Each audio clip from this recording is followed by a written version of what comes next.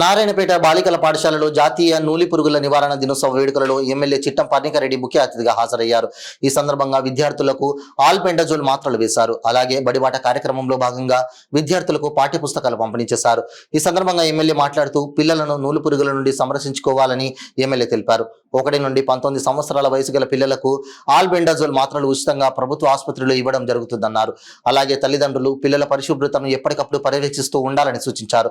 తినే పదార్థాలపై మూతలు పెట్టాలని, పండ్లు మరియు కూరగాయలను శుభ్రమైన నీటితో కడగాలని అన్నారు.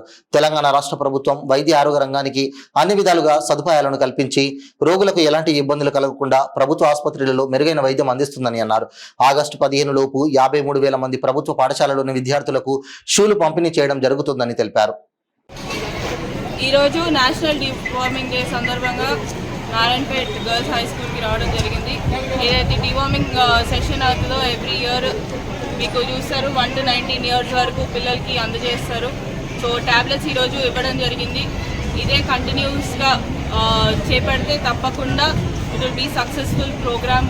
ముందు కూడా పిల్లలకు కూడా ఇది ఏంటంటే ఒక they'll know what is right, what is wrong అనేది కూడా, ఏది ట్యాబ్లెట్ మంచిదా కాదా అనేది కూడా తెలుస్తుంది. ఎందుకంటే ఇక్కడ పిల్లలందరూ కూడా చాలా వరకు మట్టిలో ఆడతారు, వాటితో ఆడతారు, మట్టి తినే వాళ్ళు కూడా ఉంటారు చిన్న చిన్న పిల్లలు.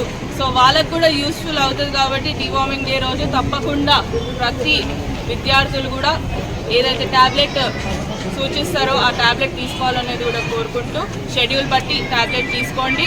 డీవార్మింగ్ డేని కొంచెం చూసుకొని జాగ్రత్త మీ పిల్లల కోసం కాబట్టి తప్పకుండా చేయండి అని కూడా కోరుకుంటూ సెలవు.